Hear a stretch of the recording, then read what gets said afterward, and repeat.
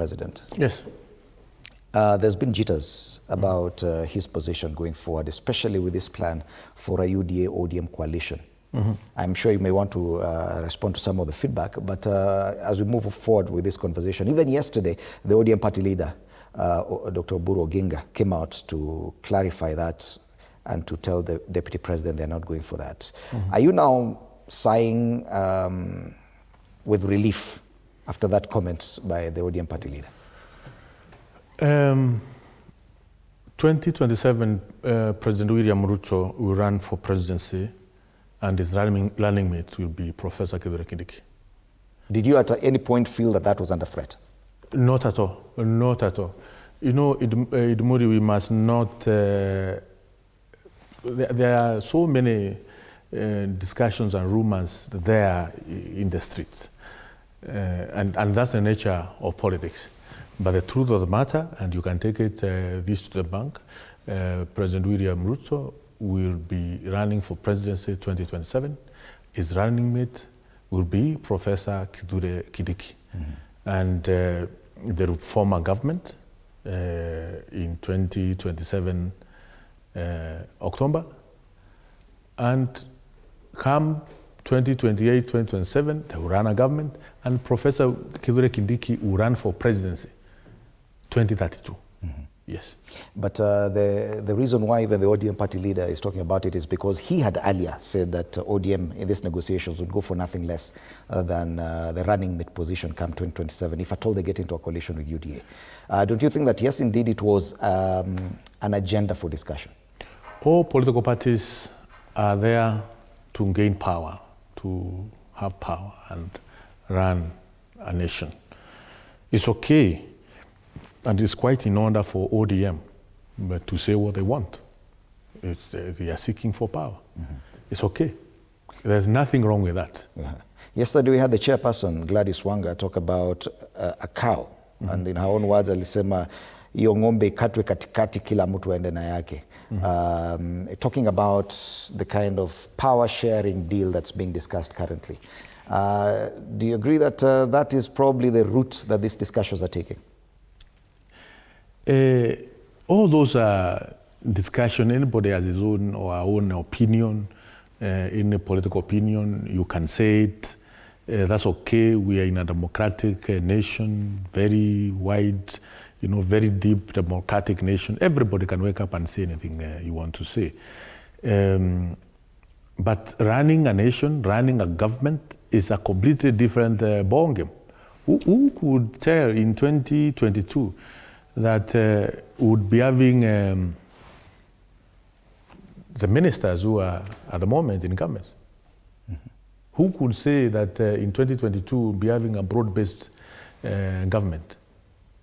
So anybody running a nation, running a government, is a different political, it's a different ballgame compared to what we say in rallies, what we say in churches, in burial ceremonies, in our meetings out there. We can say those things, but running a government, running a nation is another different affair. Would you say the same about the concerns that were raised by UDA elected members, that they feel that with the coalition building, their space could be taken over by some, especially from the ODM side? Say it again? During last week's meeting at State House for UDA members, yes, some of the elected leaders expressed concern that once this coalition comes to fruition, their space within UDA may be a bit constrained, or within the leadership of this country. No, are you sharing those concerns? I don't think that is I don't think that's the case, because government is a very huge organization. It's a very huge organization, and many people, many interests can be accommodated in a government in one way or the other. It is possible to accommodate different shades of opinion in government. It's possible. So I don't think anybody should feel threatened that this and this will happen in case and that happens. It's a question of be loyal to the cause, support your boss unconditionally, and everything will fall in place. Yes. All right. So no concerns at all from your end about any push or pull that will come as a byproduct of this coalition building, especially that would affect the people within UDA? The currency of politics is loyalty. So anybody who feels can be threatened because of this and that happens. My advice would be loyal to the cause. Government is a very huge organization. All right. There is a way of all of us fitting in that organization. All right. Before you became CS, you were a member of parliament from Mbeere North. Elections are coming up in the next 18, 19 months. Yes. What should we look forward to from Bwana Geoffrey Ruku? I will be supporting President William Ruto re-election in every corner of this republic, in more vigorous and a lot of energy I'll put in place to support re-election of President William Ruto, because he's doing a great job for this nation. All right. So you're not seeking any elective seats come 2027? No. Right. I'm not running for any political seat. All right. And we continue seeing a lot of your feedback online on the questions we had asked, especially the first question was about a public service and how you would rate the Kenyan public service or the Ministry of Public Service, especially under CS Geoffrey Ruku. We got your feedback. The second question was about his sentiments about the East versus West in Mount Kenya politics, and quite some feedback there.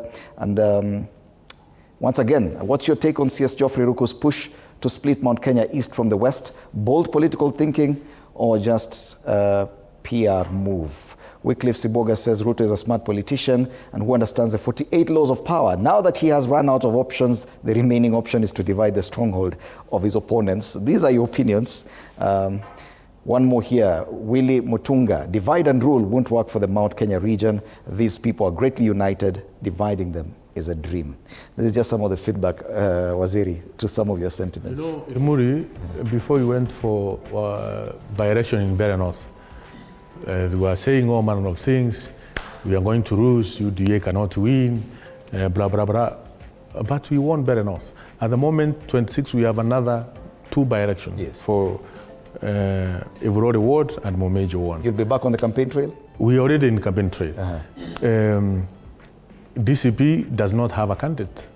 They have no candidate in Ivurore and Momenje Ward. That can tell you how weak they are in Mount Kenya region.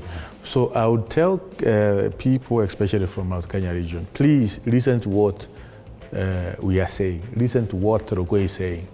What he's saying, take it to the bank. Take it to the bank. We are going to win Ivurore, Ivurore Ward and Momenje Ward. UDA candidate will win in both ones. All right.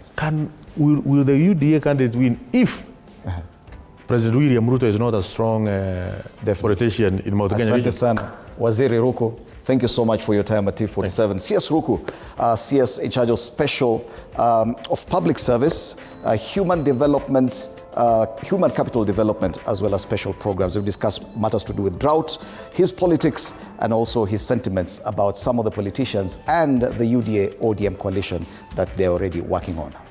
Well, that's it this morning. My name is Freddie Ndimuli. A lot more coming up after the break. Good morning.